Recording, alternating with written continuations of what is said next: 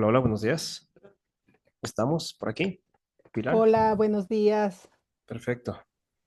Hola, hola, ¿qué Hola, tal? doctor.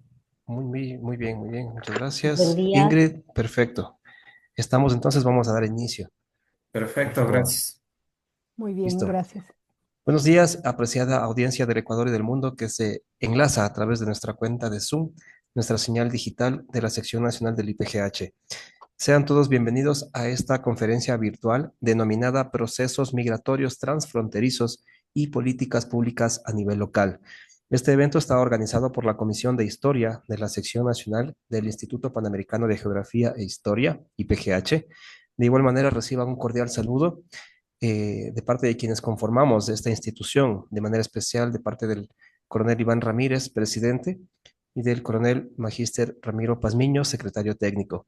Damos la bienvenida y agradecemos a quienes ya están enlazados en este momento, tanto en nuestra cuenta de Zoom como también en nuestro canal de YouTube. Cabe mencionar de que estamos transmitiendo en simultáneo, tanto en Zoom como en Facebook. Ustedes pueden participar en ambas plataformas en este momento, estamos en directo.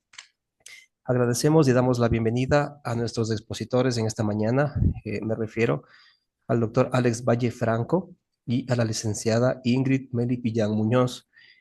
Eh, Asimismo, a la doctora Pilar Zúñiga, quien hará las veces de moderadora en este importante evento. Estimada doctora Pilar, buenos días.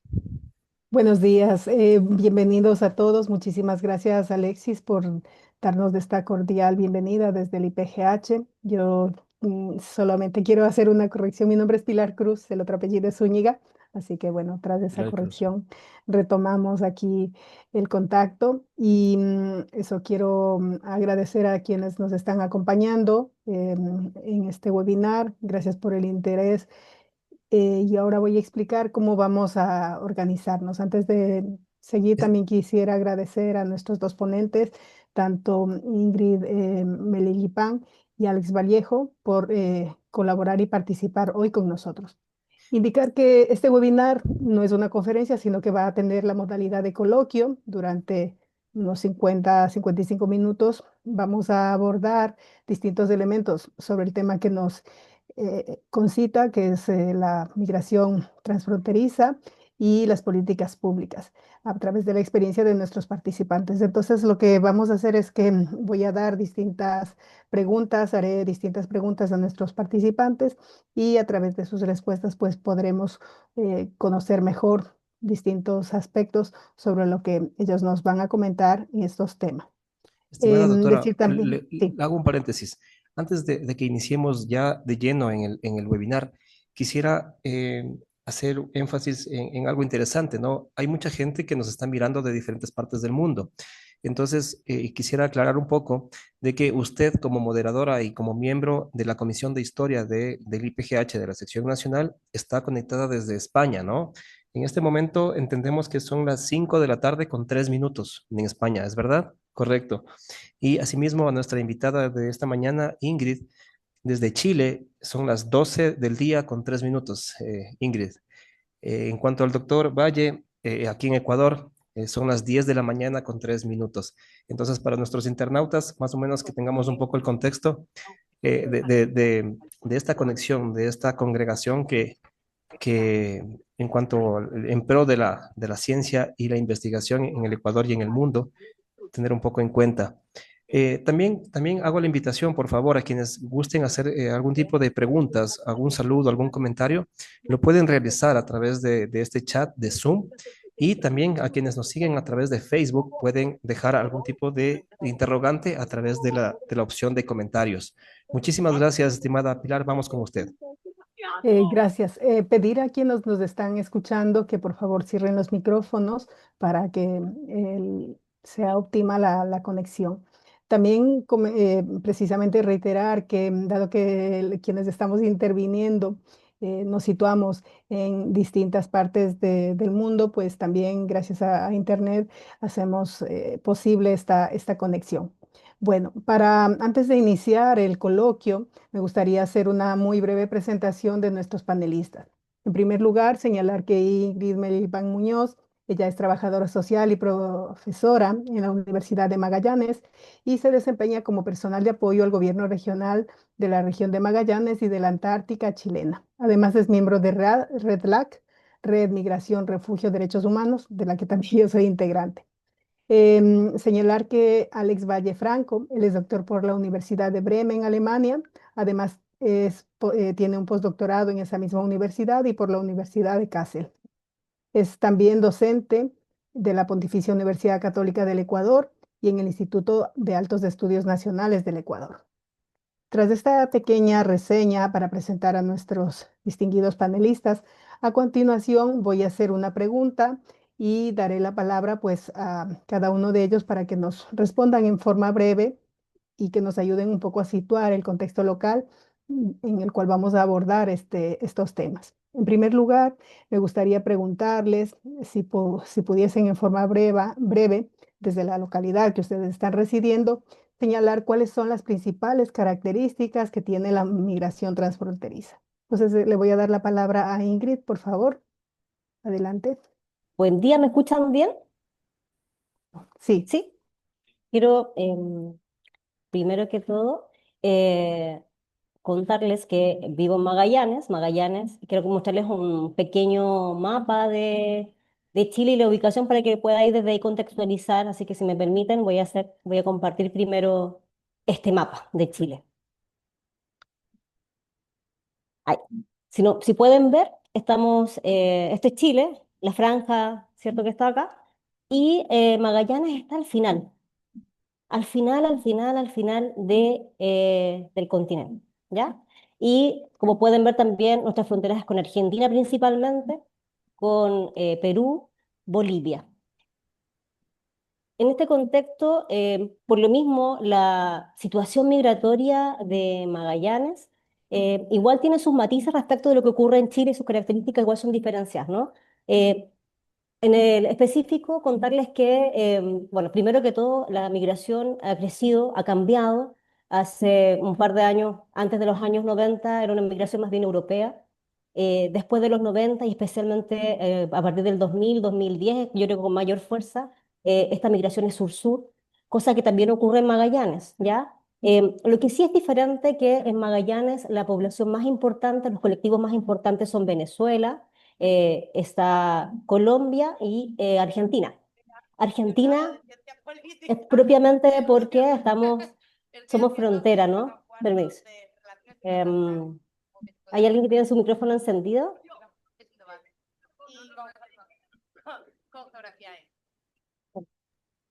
gracias. Em, Por Perdón, favor, gracias. alguien tiene el micrófono encendido, por favor, si lo puede desconectar porque estamos oyendo aquí su conversación. Ay, sí, perdón. Sí, continúo. Y como les comentaba, hasta hace, no sé, 10 años, la población que tenía mayor incidencia de esta nueva migración era Colombia, hoy día lo es Venezuela, un fenómeno que ha ocurrido yo creo en muchas partes de nuestros distintos países de América Latina, ¿cierto? Un porcentaje de la población migrante en Magallanes, el 42% ya es de Venezuela, dejando un poco, desplazando un poco lo que es la migración, ¿cierto? Que es Argentina, que es en el caso de Magallanes, estamos en las mismas fronteras, ¿cierto? Y además hay un tema de familia, vínculos, que son además muy importantes con la población argentina. Así que eso igual ha sido un fenómeno interesante respecto de la caracterización de la migración en Magallanes. También hay cuestiones que son relevantes y que tienen que ver con la edad de las personas que migran a Magallanes. El promedio es de 33 años. A nivel nacional es muy similar, pero además a nivel local igual. Hay aspectos que son también importantes como el nivel de envejecimiento. Nosotros tenemos un índice de envejecimiento en Magallanes del 87, al 87% y la población migrante es del 26, más o menos promedio de envejecimiento. Entonces ahí uno puede darse cuenta que eso igual es un aspecto que hay que mirar y hay que observar respecto de quienes llegan, ¿cierto?, a nuestra región y también al país, a Chile. Y también hay aspectos que están vinculados al porcentaje de mujeres cuál es el número de personas, mujeres con respecto de varones. Específicamente Magallanes presenta un mayor número de porcentaje de mujeres respecto a los hombres, que igual es importante porque además a nivel nacional igual es distinto. A nivel nacional hay un promedio de 93 hombres por cada 100 mujeres, en Magallanes baja al 80, 80 y tanto, 86 cada 100 mujeres, y eso ya igual habla de un fenómeno que hay que ir observando respecto de qué ocurre, ¿cierto?, con la población. También hay un aspecto que tiene que ver con que el destino de quienes llegan a Magallanes es como el destino final. O sea, partimos en el país de origen y el destino final siempre es Magallanes. De cada 10 personas que migran a Magallanes, 7 de ellas, su destino final o su único destino es Magallanes. Igual es un fenómeno que uno quiere observar porque la región es bastante helada y comparado con los países, ¿cierto?, de Latinoamérica, que son más cálidos, llegar acá igual es un poco complejo, entonces uno empieza como a mirar más desde lo que tiene que ver con temas más de calidad de vida, como otros aspectos que vamos viendo del por qué se mueven en la región. Y también hay un ámbito que no es menor que tiene que ver con quienes han llegado, las primeras migraciones que se hicieron, ¿cierto?, en el año 2000, 2010. Quienes han inmigrado en este último periodo también son familias, amigos, conocidos que llegan a Magallanes porque hay alguien más acá que en definitiva está viviendo en la región. Eso como para partir, bueno, igual tiene que ver con el fenómeno de la tranquilidad que tiene esta región. Si bien es cierto, como yo les contaba, es mucho más helado, ¿cierto? Y hay que acostumbrarse al frío de la región, pero también tiene que ver con otros aspectos que tienen que ver con la calidad de vida. Y esos son algunos de los aspectos que se han señalado en algunos estudios de por qué, en definitiva, las personas migran a la región y más personas que son de Latinoamérica y el Caribe, que en los países, como yo les comentaba, predominantes, Venezuela, Colombia, República Dominicana. Si bien es cierto, uno lo puede observar a nivel nacional, pero acá los porcentajes mayores están en esa población. Y propiamente, obviamente, Argentina, porque somos vecinos, ahí tenemos una frontera común, más de una en realidad, pero hay una que es más importante, que es Monte Aymon, que está no sé si como les mostraba el mapa, pero está entre Río Gallegos y Punta Arenas o la provincia de Magallanes, y ahí por lo tanto tenemos una cercanía muy específica con los hermanos, en este caso, y hermanas argentinas y argentinos. Eso como un preámbulo para que poder dar la palabra también al doctor Alex Valle. Adelante, Alex, por favor. Bueno, muy buenos días con todas, con todos. En primer lugar, quiero agradecer al Instituto Panamericano de Geografía e Historia, a la Universidad Pablo de Olavide, a Pilar, una académica refutada en temas migratorios, y a mi contertulia también, Ingrid Melipán, que está desde Chile. Bueno, el contexto migratorio en Ecuador digamos, multicontexto, podríamos decirlo de alguna manera. La emigración comienza desde los años 50 de ecuatorianos hacia Estados Unidos con el famoso Panama Hat. En el año 90 se da una crisis bancaria y ahí también pues los movimientos migratorios de ecuatorianos van para el exterior.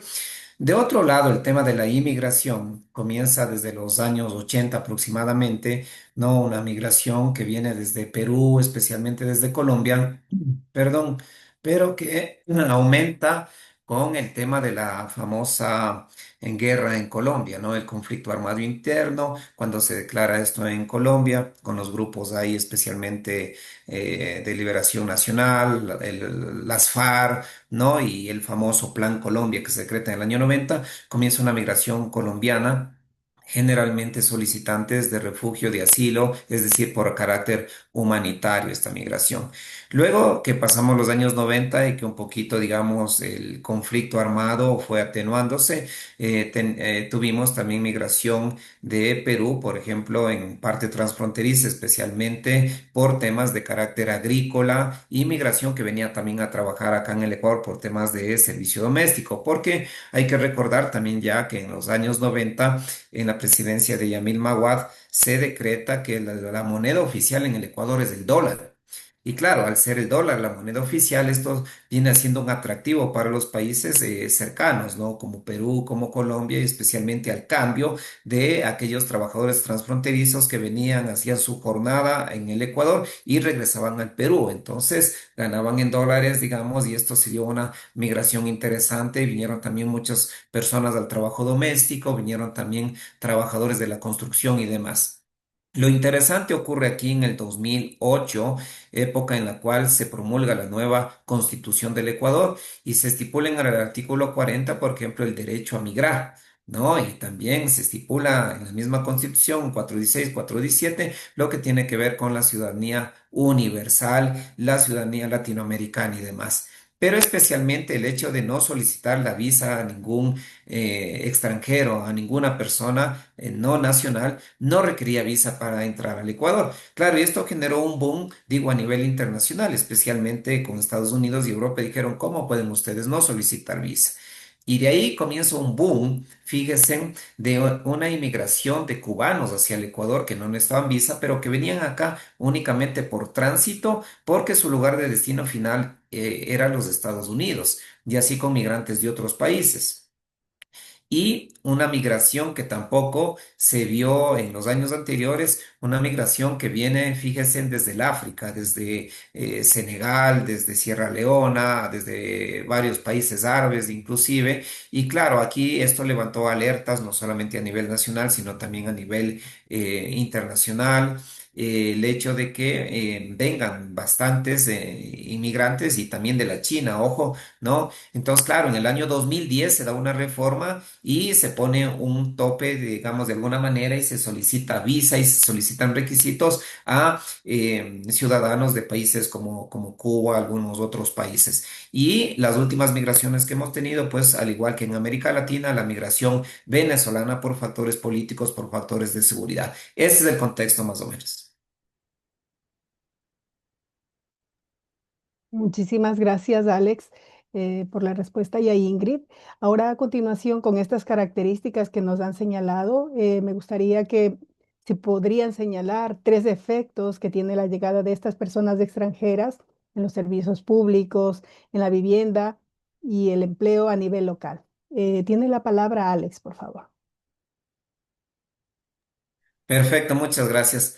Bueno, como decía, las últimas migraciones, ¿no? Que vinieron desde Haití, vinieron desde Venezuela y en una masiva, podemos decir, ¿no es cierto?, inmigración que se calcula más o menos entre cifras tanto gubernamentales, aproximadamente a 500,000 de inmigrantes y cifras de la Organización de la Sociedad Civil a unos 800,000 migrantes, es decir, va entre un 3% a un 5% de la población. Efectivamente, esto ha impactado con lo que tiene que ver con los servicios públicos, especialmente con temas de salud y especialmente también con temas de vivienda y, por supuesto, temas de empleo. En temas para comenzar, por ejemplo, con el tema de educación, especial en las zonas de frontera, en el Carchi, en Imbabura, ¿no? En Loja, lo que se vio es una restricción en un primer momento al acceso a la educación y posteriormente, gracias a las acciones de los colectivos de la sociedad civil y también a demandas que se presentaron de inconstitucionalidad, por ejemplo, de no acceso al derecho a la salud, al derecho a la educación, perdón, ¿no? Y también con el apoyo de la Defensoría del Pueblo se sacaron varias resoluciones defensoriales que permitieron el acceso de niños, niñas, jóvenes extranjeros a los sistemas de educación. So pena inclusive a los directores de que no quieran admitirles en las escuelas y colegios de una posible destitución porque estarían vulnerando el derecho a la educación reconocido en la Constitución, en tratados internacionales y demás. Luego también viene el plan noruego que en el Ecuador implementa unos sistemas y unos códigos de convivencia para estas unidades educativas.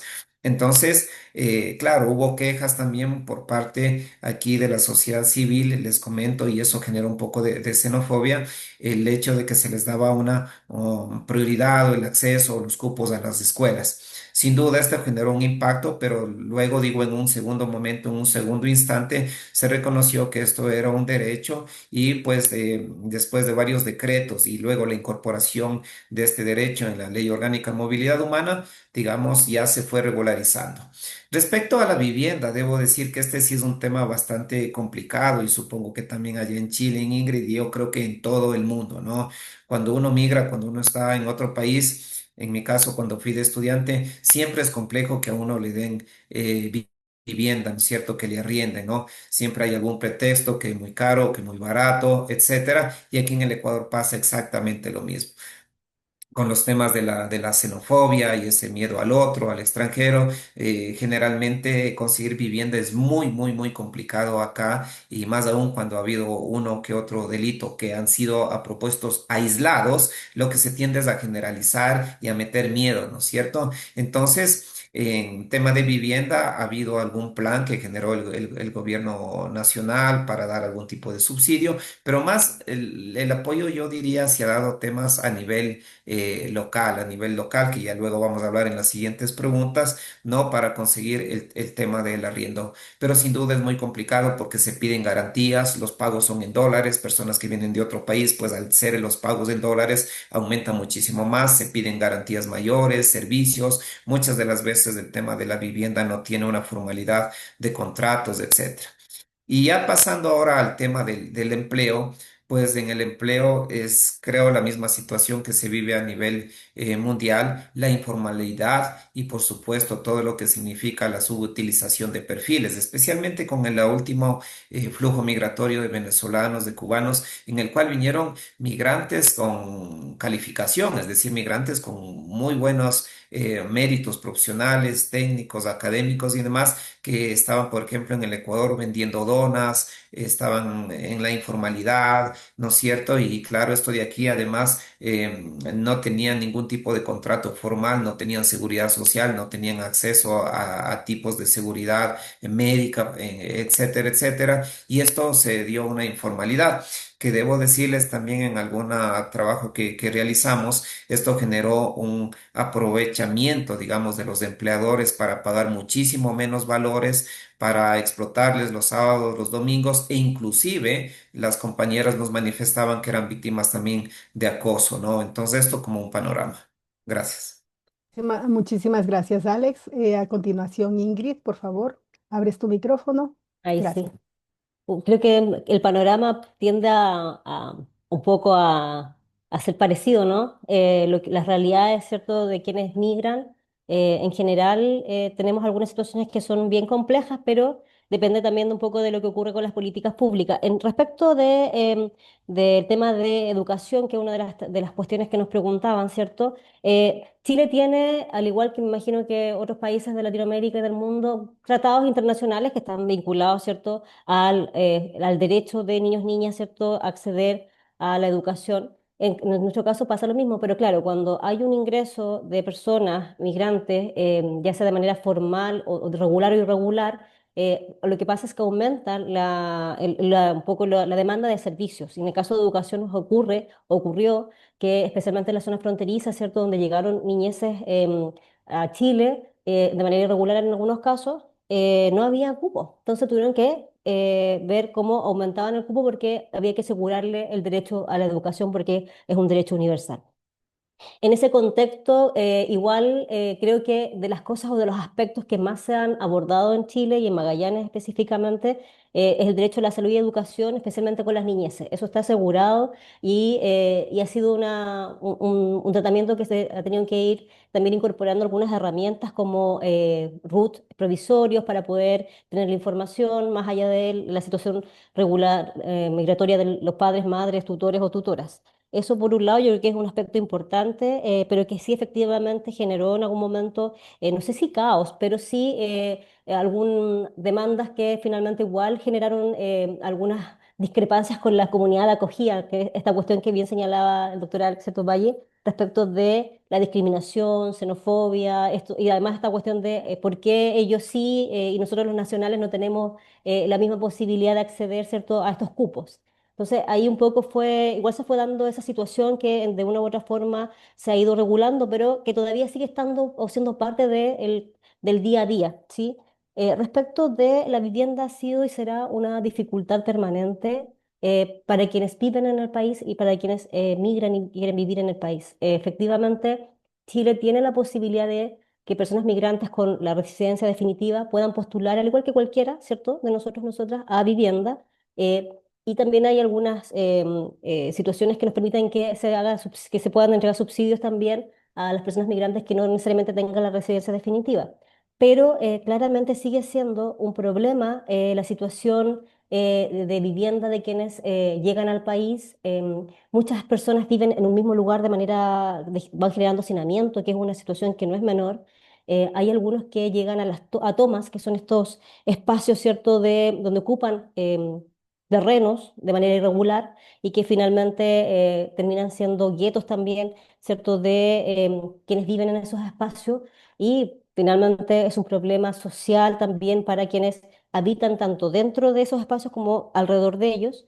Y porque además hay otras situaciones que tienen que ver con la discriminación una vez más. Hay una cuestión que tiene que ver con la precariedad también, ¿cierto?, de quienes viven ahí, porque viven muchas familias juntas, porque los arriendos son altos. En Magallanes, yo les cuento, yo es complejo, me imagino yo, hacer como la transformación a lo que ustedes pagan en sus países, pero el costo de un arriendo en Magallanes es muy alto. El sueldo mínimo, voy a dar un ejemplo, así como el numérico, en Magallanes es 450.000, 500.000 pesos chilenos, y un arriendo puede costar 600.000, 700.000.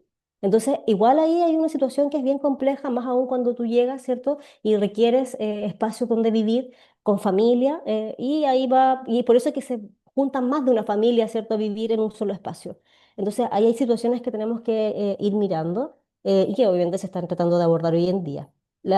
Respecto del empleo, en este caso igual, hoy día hay regulaciones, ¿cierto? Pero efectivamente cuando empezó esta ola migratoria es muy importante, la informalidad era importante, también la precariedad laboral, las dobles jornadas, porque además piensan que estas familias tienen familias aún en algunos casos en sus países de orígenes, les envían remesas, entonces eso igual significaba que trabajaban en más de un lugar a la vez. Y eso para poder juntar los recursos que necesitaban, tanto para vivir acá como para enviar a sus países de origen a las familias que tienen allá. Eso todavía sigue existiendo, es parte también de la realidad. Y también respecto bueno, de la informalidad que se genera en el empleo y también los tratos que finalmente uno puede observar de quienes emplean, los empleadores o empleadoras, ¿cierto? Y también lo que se señalaba respecto de acoso, situaciones que vulneran los derechos de las personas que están hoy día trabajando, pero que igual se ha ido abordando, pero siento que eso en un principio fue algo bien importante y que por lo tanto la política pública tuvo que abordarla de una u otra forma. Muchísimas gracias, Nelly. A continuación vamos a hacer otra pregunta precisamente para explicar un poquito más la gestión y la gobernanza que se hace desde las políticas públicas. Precisamente, si pudiesen indicar qué políticas públicas se han mostrado efectivas a nivel local respecto, por ejemplo, al arraigo de esa población migrante, a garantizar su acceso a los servicios públicos como vivienda, salud, educación. Tiene la palabra, Ingrid. Adelante. Ya. Bueno, como yo les comentaba a propósito de justamente de la pregunta anterior, hay un aspecto que en Chile se ha ido manejando y mejorando respecto de tener una nueva ley de migraciones. Yo creo que eso ha sido igual un aspecto relevante porque la nueva ley implicó además tener una política, elaborar una política de migración y extranjería y además un plan nacional de migración y extranjería que tiene metas que cumplir y que en ese contexto se ha ido avanzando bastante. Antes de ello, igual, siempre han habido acciones que están vinculadas a mejorar, ¿cierto? El trato, el acceso de las personas migrantes a los servicios públicos, pero con la ley y con esta política pública hay cuestiones que son que son mucho más concretas. En específico, en términos educativos, de las cosas que acá en Chile son obligación y es un derecho es la educación. La educación para todos los niños, niñas, niños de migrantes, adolescentes, es un derecho y por lo tanto es de acceso universal. No es posible que un niño, ya sea cualquiera su situación migratoria, regular o irregular, no acceda a la educación. Entonces, eso es algo que se ha avanzado y creo que es importante relevar. También respecto de la salud, lo mismo. No, la salud para niños, niñas y adolescentes también es acceso universal, por lo tanto no puede haber ningún niño, niña o adolescente en Chile, migrante o no migrante, que no tenga acceso a la salud. Em, También respecto de la vivienda, si bien es cierto, ahí hay más requisitos y ahí se pone un poco más complejo el escenario, pero si bien es cierto, es complejo, también es cierto que quienes han migrado a Chile y deciden establecerse acá tienen la posibilidad de acceder a la vivienda a través de la vivienda que el Estado brinda, a través de los subsidios del Estado. Pero claro, ahí hay requisitos más específicos. Tiene que tener una cierta cantidad de años, ¿cierto?, viviendo en Chile con su residencia definitiva y eso ya obviamente complica la postulación porque es más lento, ¿no?, el proceso. Pero el derecho a la vivienda igual existe. Para quienes no tienen el tiempo suficiente pueden acceder a otra garantía, ¿cierto?, del Estado que es el subsidio de arriendo y ahí tienes la posibilidad de poder, ¿cierto?, acceder a estos beneficios del Estado. Lo que complica, y creo que es un tema para cualquiera, ¿cierto?, es quienes están de manera irregular en Chile y esas personas obviamente como no tienen sus documentos al día y no pueden acceder a ningún beneficio, obviamente que tiene que ver con este caso con la vivienda. Sí, y el empleo también obviamente para ellos es más complejo. Pero la educación, la salud y todo lo que tenga que ver con la protección social a niños, niñas y adolescentes está garantizado, sea cual sea su situación migratoria. Yo creo que eso es un avance importante en materia de derechos de niñez, ¿cierto? Y en este contexto también el respeto por la dignidad de quienes están viviendo en nuestro país. En el respecto del empleo, que es otro aspecto interesante, se está también, yo creo que de los aspectos relevantes ahí tienen que ver con la fiscalización, ¿cierto? De quienes emplean a personas migrantes para que se pague lo que corresponde, tengan la previsión social, tengan acceso a la salud, que es lo formal, ¿no? Respecto de la informalidad ya es un poco más complejo abordarlo, pero desde la política pública lo que se está haciendo es promover y fomentar quienes están viviendo en Chile de manera regular tengan acceso a todas estas prestaciones y que no tengan acceso o que no estén de manera irregular también puedan en algún momento regularizar su situación y puedan también lograr vivir de una manera digna en el país. Chile tiene una política que es bastante securitista, yo debo decir, más allá de los cambios de la ley, y por lo tanto ahí hay un aspecto que ha sido una discusión permanente, pero creo que en ese contexto, más allá de aquello, lo que se está promoviendo es una migración regular y ordenada, y creo que eso cualquier país lo espera, ¿cierto? Para que quienes estén tanto viviendo en Chile como la comunidad de acogida en este caso, como quienes vienen o llegan a Chile, tengan un espacio adecuado donde vivir y se sientan también cómodas y cómodos. Eso es un poco lo que la política pública promueve. Más allá de lo que ocurre, ¿cierto?, con quienes habitamos el país, que efectivamente seguimos con algunas situaciones de xenofobia y de discriminación a quienes viven o habitan o vienen de otras partes, especialmente de Latinoamérica. Adelante, Alex, por favor, con tus respuestas. Gracias, Ingrid. Muchísimas gracias. Sí, respecto de la gobernanza y justamente tomando el punto que mencionaba Ingrid, que es importantísimo, precisamente acá en el Ecuador con todo lo que es la Organización Internacional del Migrante, agencias de Naciones Unidas, del ACNUR y demás, se sigue la misma línea, ¿no? De esa migración ordenada, de esa migración formal, de esa migración buena, etcétera, en la cual, por supuesto, se dan todos los derechos y acceso a servicios a los migrantes regulares. Pero de otro lado, lo que nosotros conocemos es que hay una migración irregular bastante alta. Y en ese caso, el tema del acceso a los servicios y a las políticas públicas es bastante restringido. Un caso particular, como lo mencionaba también Ingrid, es el tema de la vivienda. Entonces, programas de acceso, por ejemplo, al MIDU y al Ministerio de Vivienda del Ecuador, es posible para extranjeros, es posible acceder a un crédito y demás, pero siempre y cuando esté regularizado todo, ¿no es cierto?, el estatus migratorio. Caso contrario, no se puede acceder a esto de aquí, lo cual va complicando un poco el asunto. Ahora es interesante la pregunta también planteada por parte de Pilar respecto de las políticas públicas a nivel local, porque debo decir que si bien es cierto en nuestra Constitución del Ecuador, la política pública, el ente rector responsable es el Ejecutivo, el presidente de la República a través de sus ministerios, también debo decir que también esa política pública ha sido insuficiente, ha sido paupérrima, prácticamente no se ha evidenciado. ¿Quiénes han tomado la posta desde varios años atrás, como yo mencionaba, desde los 80, 90, que ya tenemos los temas migratorios en el Ecuador? Han sido los gobiernos locales, consejos provinciales a nivel provincial y, por supuesto, los municipios a nivel de la ciudad, a nivel local. Y esto gracias a ordenanzas que se han planteado y han dicho en ciudades como Quito, Guayaquil, Santo Domingo, Imbabura, Tulcán, donde ha habido un mayor flujo migratorio y han dicho, bueno, tenemos que hacer algo aquí efectivamente a nivel de política pública y de acceso a derechos. No podemos esperar que los gobiernos a nivel central pues nos resuelvan todo.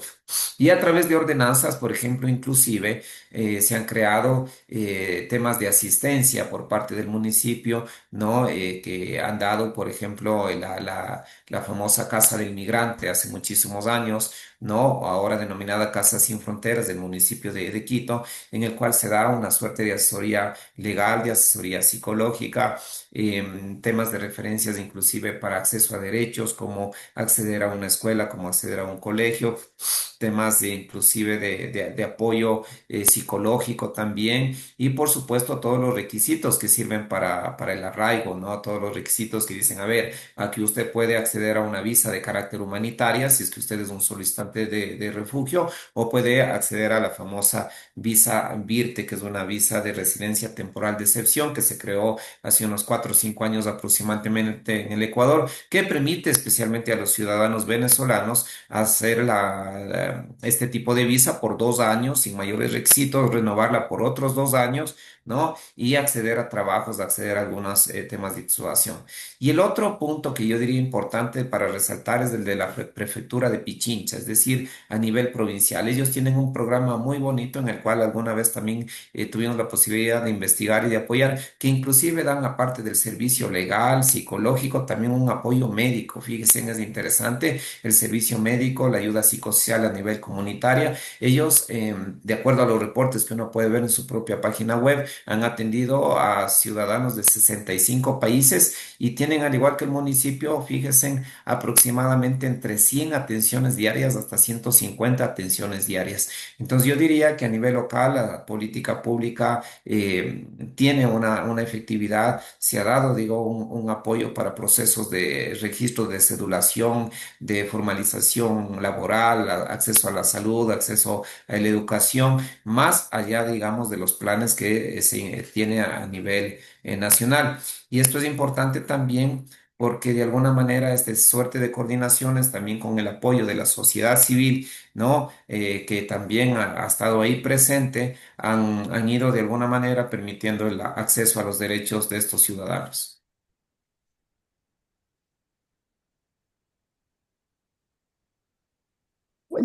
Muchas gracias, ahí me estaba activando. Muchísimas gracias por esos aportes de los dos panelistas.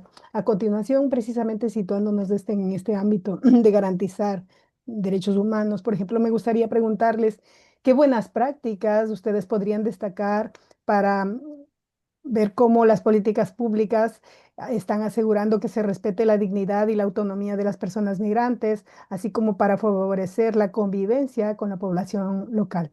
A continuación, le damos la palabra a Alex. Adelante. Muchas gracias. Bueno, continuando con lo que mencionaba anteriormente, ¿no? Tanto del municipio de Quito como con el Consejo Provincial y la sociedad civil, qué buenas prácticas.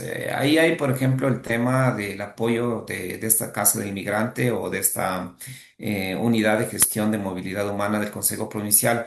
El acompañamiento a lo que se existe es el arraigo, el tipo de visas, tanto humanitarias o el tema de VIRTE a través de abogados que, digamos, no solamente le dan una asesoría por unos 5 o 10 minutos y le dicen qué tienen que hacer, sino que hacen un seguimiento, ¿no? Respecto de todo lo que es la calidad migratoria, le ayudan a ver los requisitos, los papeles, les puedo decir, digamos, de lo que yo he observado, inclusive el tema de las impresiones y de algunos papeles, pues también los ayudan también a tener para que este proceso de regularización se dé.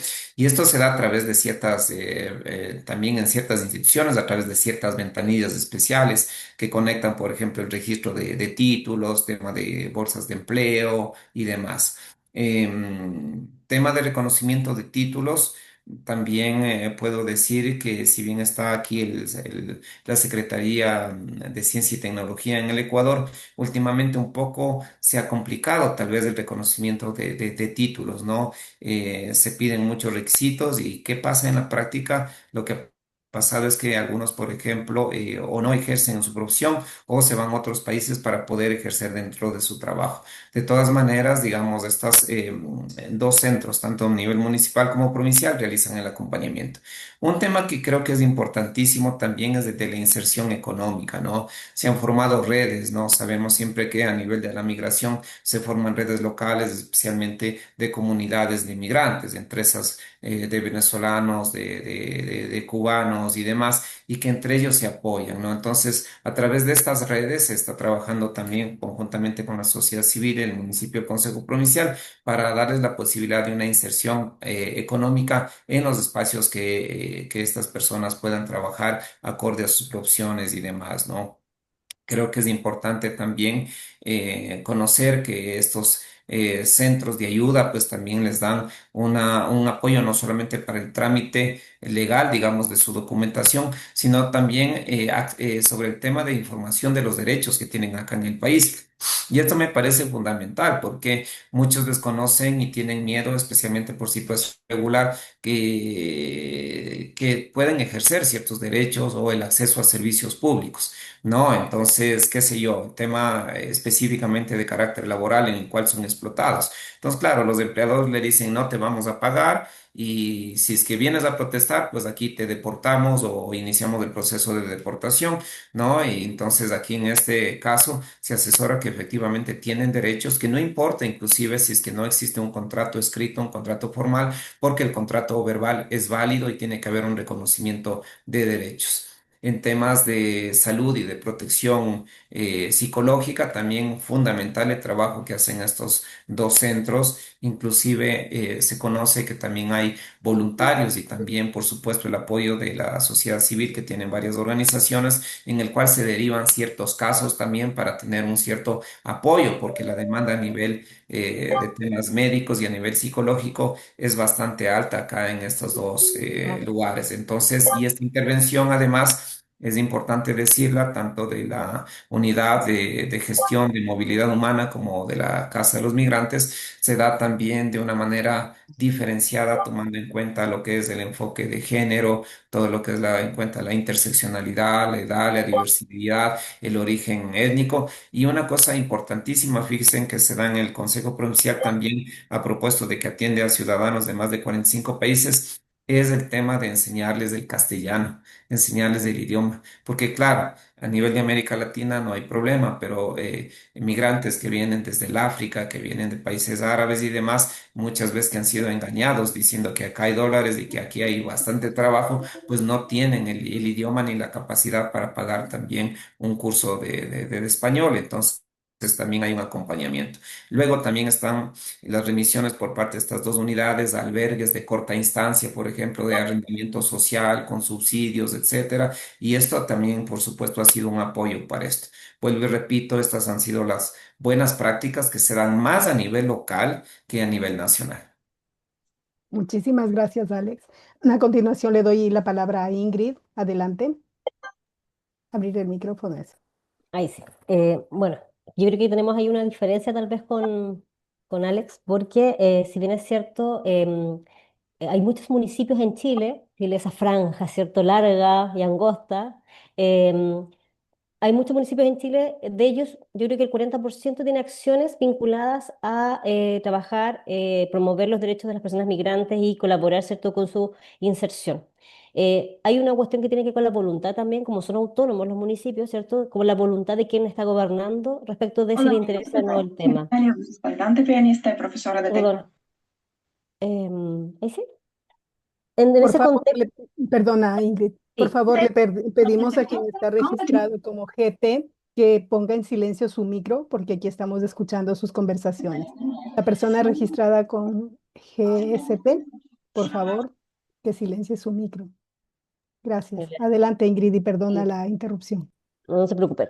Les comentaba en ese contexto, bueno, misma cosa con los gobiernos regionales. Los gobiernos regionales también hoy día son un ente autónomo y por lo tanto hay algunas cuestiones que son decisiones propias de la autoridad que está gobernando respecto de si avanzamos o no en algunas materias que son de prioridad de esos gobiernos regionales. Por lo tanto, creo que a nivel nacional, bueno, un país como Chile, que además es republicano, ¿cierto?, muy centralista, de los aspectos positivos que yo puedo dar cuenta de este centralismo tiene que ver justamente con contar con esta ley, con la política y con un plan, que de una u otra forma lo que está buscando es que esta política y estos planes sea transversal en todo Chile, donde una de las cuestiones importantes que generan a propósito de la ley son los servicios, el Servicio Nacional de Migraciones que tiene sede, ¿cierto?, en todas las regiones y que ese es el ente que articula la temática migratoria en los territorios. Ahí hay algunas cuestiones que se han desarrollado y que son las mesas. La política fue una cuestión que se hizo de manera participativa, creo que es bien valioso porque surge, por lo tanto, este instrumento desde la voz también de quienes son parte de los territorios y no solamente la voz de las instituciones, sino que también de la comunidad de acogida, como también de la comunidad migrante. Entonces, creo que ese aspecto creo que es bastante favorable con todos los baches que uno, aquellos aspectos que uno puede mejorar, estamos de acuerdo, pero creo que eso ya es un aspecto relevante. Y en ese contexto también desde el mismo Servicio de Migraciones tienen algunas cuestiones que son interesantes y que por ejemplo es el sello migrante, que es algo que entregan a los municipios, a los gobiernos locales para que se entusiasmarlos, ¿es cierto? Incentivarlos a que pues, tengan acciones y que puedan desarrollar incluso políticas locales que estén vinculadas a la promoción de los derechos de las personas migrantes. En Magallanes, les cuento, tenemos solo un municipio con sello migrante, son 10 municipios o gobiernos locales. Solo uno tiene el sello migrante y por lo tanto los demás, no hay ninguno que tenga acciones permanentes con esta población. Y sí, hay algunas veces acciones más concretas o específicas, pero cuestiones que estén instaladas como oficinas migrantes, eso hoy día no tenemos solamente en un municipio de la región que tampoco ha desarrollado un trabajo permanente. Y por lo tanto, ahí tenemos una deuda, creo yo, desde lo local con la población migrante, que además es importante en Magallanes. Pero sí hay otras acciones que se desarrollan en las escuelas, por ejemplo, y que tienen que ver con esta política pública de el fomentar, ¿cierto?, la inserción de los niños, niñas y adolescentes a la educación de manera como acceso universal, ¿cierto? Y en ese contexto hay hartas actividades o acciones que están haciendo las escuelas locales que están vinculadas justamente a la promoción de los derechos de las personas migrantes, pero más que los derechos yo creo que hablaría de integración, ¿no? De que sean parte de una comunidad y que no se sientan alejadas, sino que, y por otro lado, que también resguarden su propia cultura, porque la idea no es que yo venga a un país y me olvide de quién soy, sino que eso que traigo, ¿cierto?, lo ponga al servicio de donde yo voy a vivir. Y creo que esos son aspectos interesantes que hoy se están desarrollando en escuelas de la región, y especialmente aquellas escuelas donde la población migrante es bien importante. Hay una escuela que se llama 18 de septiembre, después la pueden buscar en internet, de Punta Arenas, de la comuna de Punta Arenas, que, por ejemplo, tiene una población migrante importante y lo que hacen es generar algunas intervenciones desde lo profesional con las duplas psicosociales de las escuelas para poder colaborar, ¿cierto?, con la integración y la inserción adecuada de las niñeces al espacio y que efectivamente se sientan acogidos y acogidas y no esta sensación de que soy alguien ajeno, ¿cierto?, alguien distinto o distinta.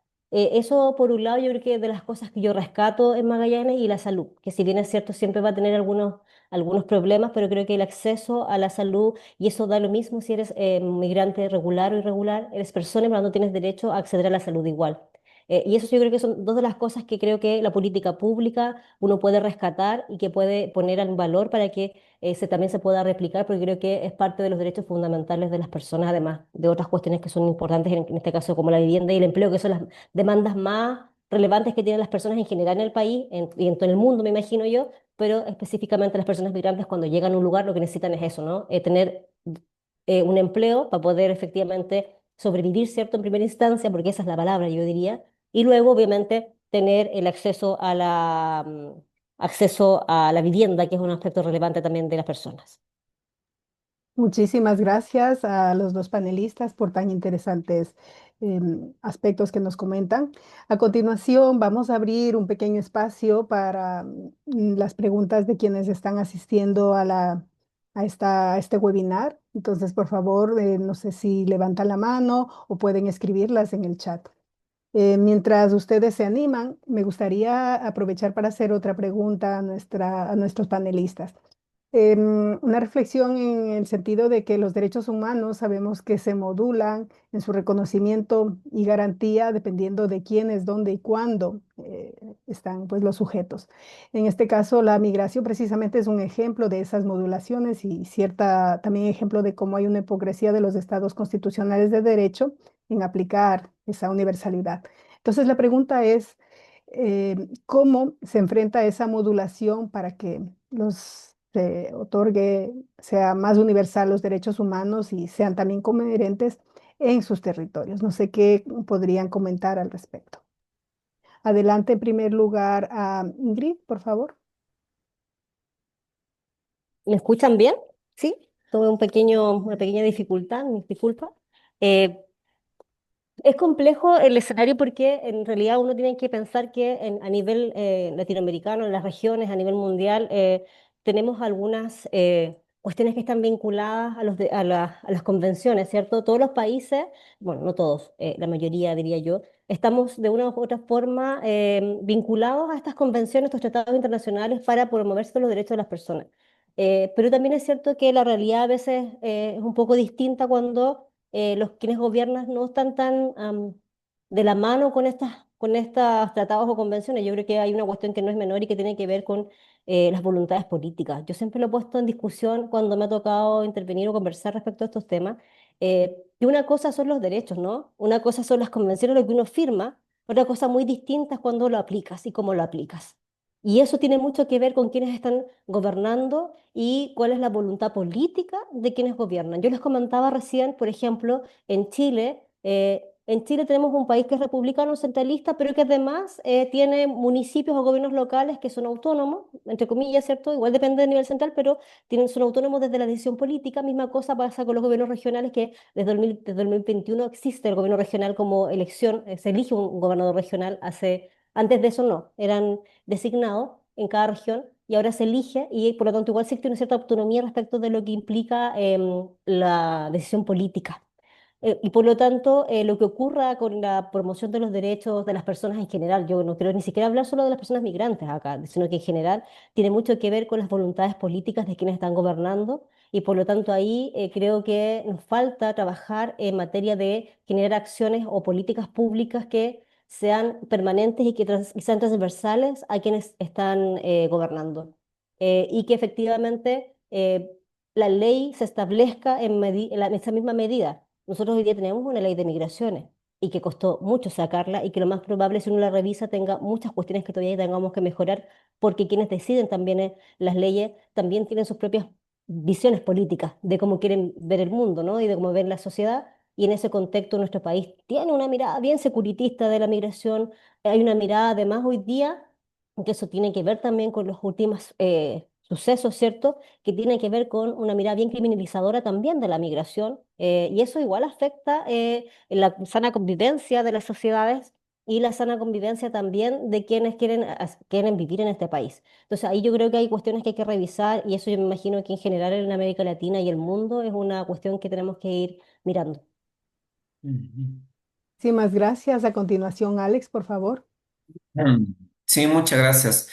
Creo que en la misma línea que ha mencionado Ingrid, aquí tenemos una historia, fíjense, desde 1840 aproximadamente, cuando se emitieron los primeros decretos de la inmigración y creo que en varios países de América Latina existe lo propio, una inmigración entre comillas buena, una inmigración europea, supuestamente para mejorar la raza, eso consta ahí en esos decretos de aquella época en la que se daban terrenos, se daban un montón de facilidades a los europeos para que vengan acá, ¿no? Y de otro lado, pues una migración seguritista para aquellos quienes se consideraba peligrosos. Aquí siempre ha habido, por ejemplo, restricción a los ciudadanos chinos, ¿no? A los ciudadanos que en la época de la Guerra Fría, pues estaban dentro de países denominados socialistas o comunistas. Entonces, claro, las leyes del año 70 de acá del Ecuador, por ejemplo, reflejaban un enfoque totalmente seguritista. Y a pesar de tener una ley orgánica de movilidad humana en el Ecuador nueva, yo diría que todavía quedan algunos rezagos. Tal vez muy pocos en la ley, pero más en la práctica. Cuando yo realizaba entrevistas, por ejemplo, a funcionarios del servicio de extranjería y demás, apenas había estos cambios y estaba estudiando en Flaxo. Me decían, miren, la política pública la hacemos nosotros. Nosotros decidimos quiénes damos la visa, a quiénes no, a quiénes controlamos, a quiénes no. Y claro, eso te hace ver, ¿no? Que efectivamente, por un lado, el tema del ejercicio de derechos no solo depende de un tema normativo. La norma puede estar muy bien aplicada, pero si la política pública no tiene un respaldo de programas, planes, acciones y sobre todo que cambiemos de esa mentalidad del funcionario que viene desde los años 70, ¿no es cierto?, con una mentalidad totalmente restrictiva, seguritista, pues muy poco se puede hacer. En eso lo que ha trabajado más bien ha sido el tema de la sociedad civil y trabajos como por ejemplo que les invitaría a leer de una colega del IAEN, Daniela Sellery. Ella es socióloga, se hizo un trabajo, lo hicimos el trabajo más bien dicho ahí en una primera fase con más de 3.000 migrantes venezolanos sobre el aporte económico y laboral de los migrantes, porque siempre se los ha visto, ¿no es cierto?, como una carga para el Estado, pero no se ha hecho trabajo sobre el aporte. Y ellos aportan muchísimo, pues, con temas de arriendo, con temas de impuesto, movilizan la economía, las remesas y demás. Y hay un aporte importantísimo también en los pagos de servicios y demás, que es una cantidad cantidad además importante, porque además fíjese que de lo poco que ganan, el 80% lo dejan aquí en el país, quizás apenas un 10%, un mínimo lo dan como remesas. En otras palabras, también es importante ver desde el otro lado cuál ha sido este aporte. Gracias. Muchísimas gracias, Alex. Vamos a hacer una breve pregunta porque ya nos queda muy poquito tiempo. Aquí Sandra García nos envía varias preguntas y dado que tenemos poco tiempo, me gustaría simplemente si nos pudiese comentar Ingrid. Dice que le llamó a Sandra la atención lo que ha mencionado sobre la escuela 18 de septiembre y y las acciones que realizan para promover la integración de las personas migrantes. ¿Qué podrías contarnos, si nos podrías contar un poco más en concreto, qué tipo de actividades o estrategias están implementando allí para favorecer esa integración? Gracias. Sí, mira, solo contarle algunas cosas chiquititas, cortitas. Hay apoyo de académico especial para poder, no sé, en este caso, nivelar algunas competencias, ¿cierto? Que a veces son distintas. Tiene que ver un tema cultural también, ¿cierto? Esta cuestión de nivelar también porque vengo de otro país, las palabras, el vocabulario. Hay palabras que en Chile significan una cosa y en, no sé, en Ecuador, en Colombia, en Venezuela significan algo totalmente distinto. Entonces, esas cosas, por ejemplo, desde la integración, ¿no? También hay una cuestión de apoyo académico, como le comentaba, evaluación psicosocial, igual yo les contaba que existía, y actividades extraescolares que también están promoviendo, ¿cierto? Un poco las culturas propias de cada una de los países, incluso internamente en Chile, no sé, por ejemplo, los pueblos originarios también. Entonces, por lo tanto, lo que se hace es como generar acciones que puedan mostrar lo que los demás tienen, como yo les decía, esta cosa de no perder lo que soy pero también la posibilidad de que puedan aprender también de manera conjunta, colaborativa con las demás personas y así ir también aprendiendo de cada uno de sus propias realidades y sus propias culturas. Creo que eso es importante, pero está desde lo académico hasta lo extracurricular.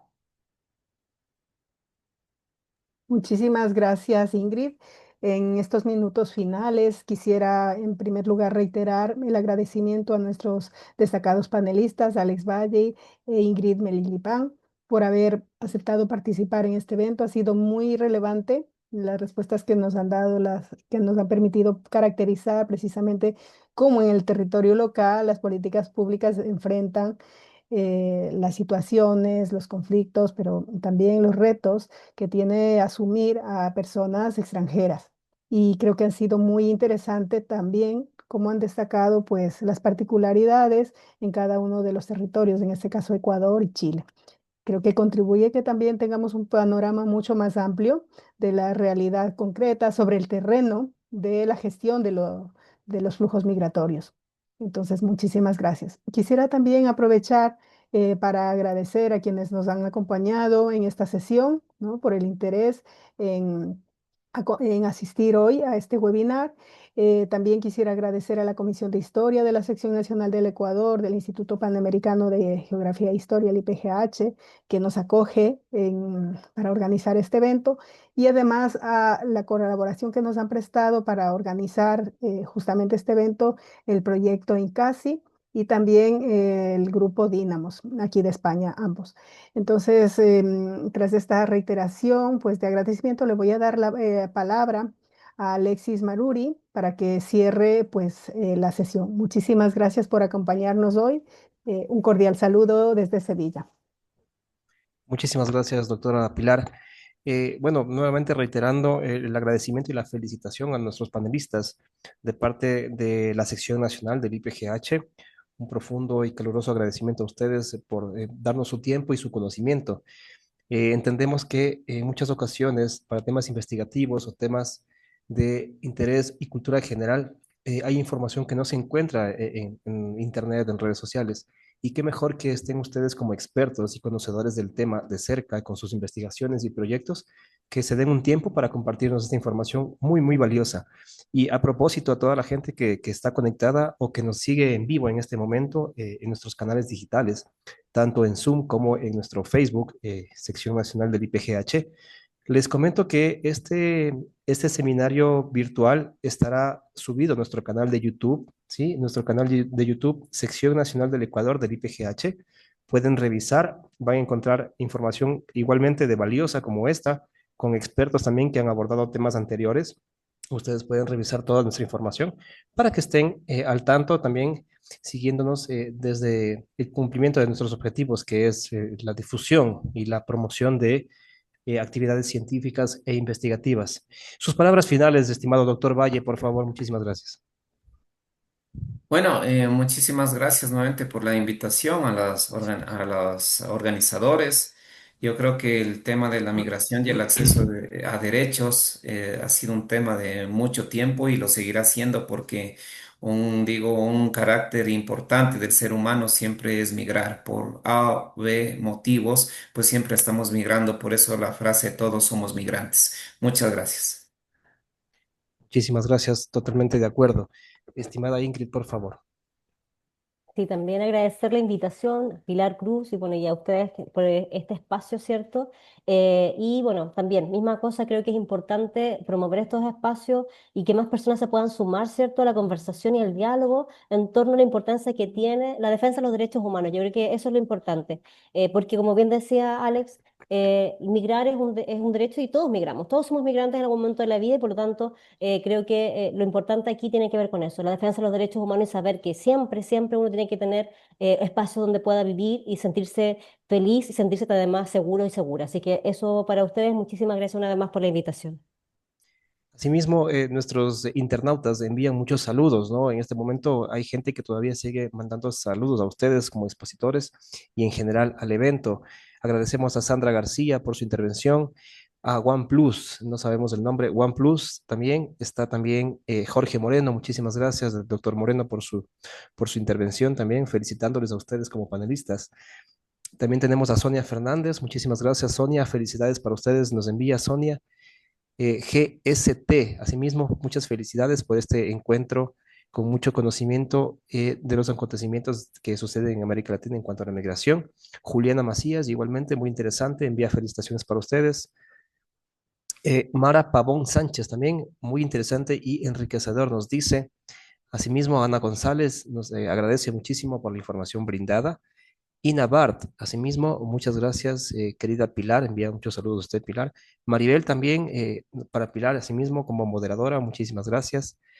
Lucía Vázquez, también un saludo para ustedes. Jorge Yepes, Antonio Sánchez Clavijo, Sandra Plaza, bueno, y muchísima gente más que a lo mejor se me escapa, que está al pendiente. Reitero el agradecimiento a nombre de nuestras autoridades, el coronel Iván Ramírez como presidente de la sección nacional del IPGH y el coronel, el magíster Ramiro Pazmiño como secretario técnico.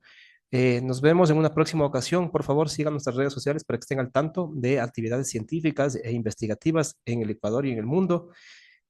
Cordialmente invitados, por favor, síganos y hasta una próxima con todos. Muy buenos días, buenas tardes y buenas noches ya en España, casi, ¿no? Pilarcita, un gusto. Muchas gracias. Hasta una próxima. Gracias, Inabar. Hasta Gracias. luego. Un Gracias. Muy abrazo. bien, gracias. Gracias, Chao, adiós. chao. Gracias a todos.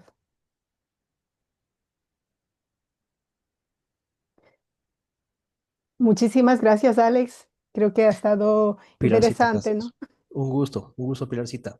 Cualquier cosa, nos estamos comunicando en interno, alguna información adicional que requeramos, tanto usted como yo, estaremos en contacto, ¿ya? ¿Le parece? Muchísimas gracias. Hasta Hasta luego, luego, un gusto. y gracias por el apoyo. Hasta luego. A usted, gracias. Gracias.